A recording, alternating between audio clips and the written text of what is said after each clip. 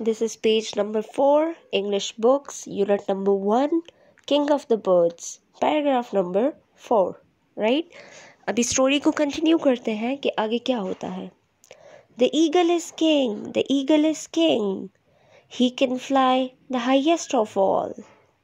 अब सारे जो चिर्पिंग कर रहे थे, पिछली वीडियो में मैंने आपको बताया कि वो सारे शोर मचा रहे थे ईगल के लिए, चहचहा रहे थे, उसको चीयर अप कर रहे थे. तो वो चीयरिंग अप के दौरान क्या बोल रहे थे कि ईगल इज़ किंग, कि जो ईगल है वही हमारा बादशाह है. क्यों? He can fly highest of all, क्योंकि वो सबसे ऊपर उड़ सकता है. अच्छा, do you know that the eagles live on high mountains, right? Eagles जो है वो हमारे साथ रहते भी नहीं है, वो बहुत ही ऊंची ऊंची पहाड़ियों पर रहते हैं. क्यों? क्योंकि वो ऊंचा ऊंचा उड़ सकते हैं, राइट? चिर्प द बर्ड्स, कौन बोल रहा था? ये बर्ड्स बोल रहे थे, right? A little voice chirped way up in the sky. A little voice, voice यानी आवाज़. अब एक छोटी सी आवाज़ गूंजती है, एक छोटी सी आवाज़ चहचहाती है. कहाँ पे? आसमान में. Oh no, he is not. वो आवाज़ क्या कहती है? वो कहती है कि नहीं नहीं, वो तो किंग नहीं है. I am higher than the eagle, मैं तो ईगल से भी ऊपर उड़ता हूँ. ठीक है. अब ये किसने बोला? ये उस छोटे से बर्ड ने बोला. और उस छोटे से बर्ड का नाम क्या था? व्रेन.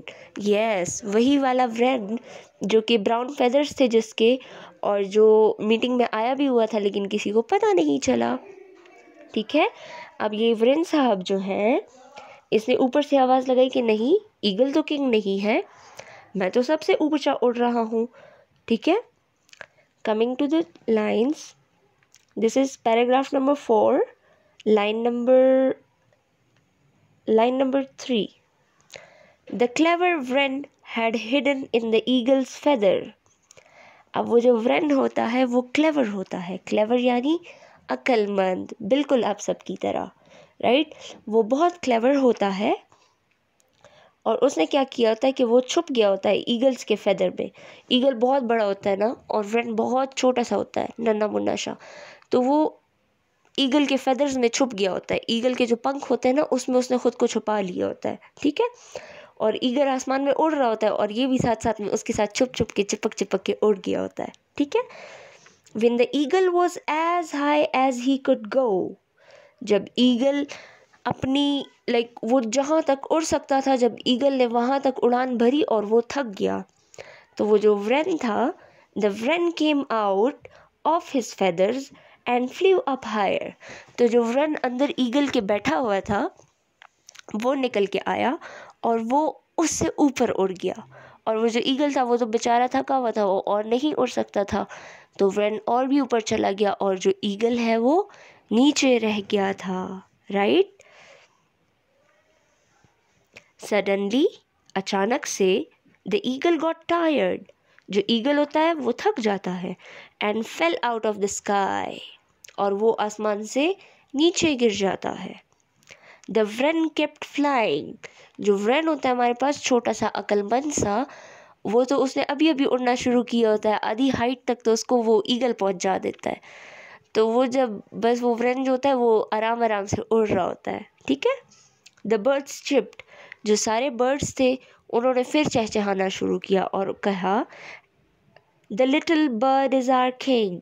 जो छोटा सा बर्ड है जिसका नाम क्या है? व्रेन. वो क्या है? वो हमारा बादशाह है.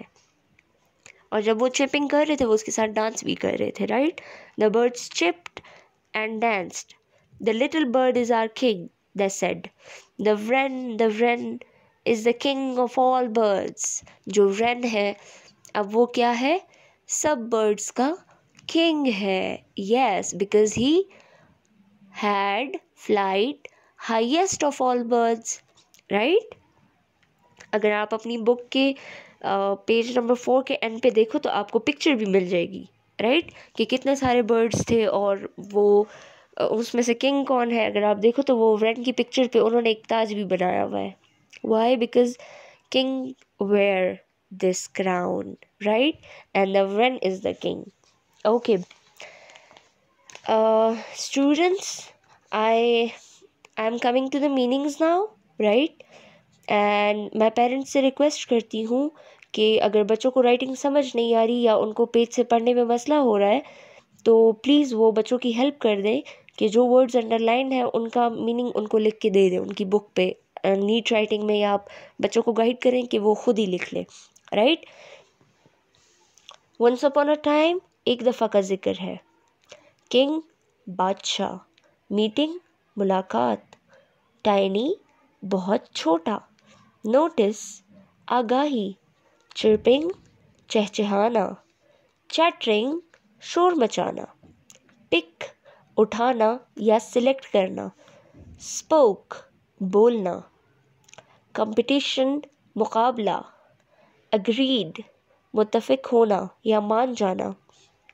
क्लाउड, बादल। सून, जल्दी। वाइल, जो टाइम वाला जो वाइल होता है, देर। ऑलमोस्ट, तकरीबन। वॉइस, आवाज़। क्लेवर, अक्लमंद। हिडन, छुपा हुआ। अच्छा, so from this lesson students I give you 2 activities कि आप पहले बाहर जाओ, right, and observe the birds in the sky. जितने भी बर्ड्स आपको स्काई में नज़र आ रहे हैं आप उनको ऑब्जर्व करो, आप देखो कि वो कितना उड़ सकते हैं, राइट। एंड सेकंड जो आपका एक्टिविटी टास्क है वो ये है कि मैंने जो आपको मीनिंग्स दिए वो आपकी अंडरस्टैंडिंग के लिए मैंने इंग्लिश टू उर्दू रखे हैं, right. And you have to attempt a activity कि आपने इनको इंग्लिश टू इंग्लिश मीनिंग बताना है। इनमें से कुछ वर्ड्स का, अराउंड 10 वर्ड्स का आप मुझे इंग्लिश टू इंग्लिश मीनिंग करके देंगे, राइट, जो सिनोनिम्स होते हैं, right? This is your activity and we are done with the chapter. If you have any questions in your mind, if you have any confusion, so after the start of the class I'll explain it everything to you, right? And don't worry, everything will go fine. uh, Continue your studies and stay safe. Wash your hands again and take care of your family and yourself. Allah Hafiz.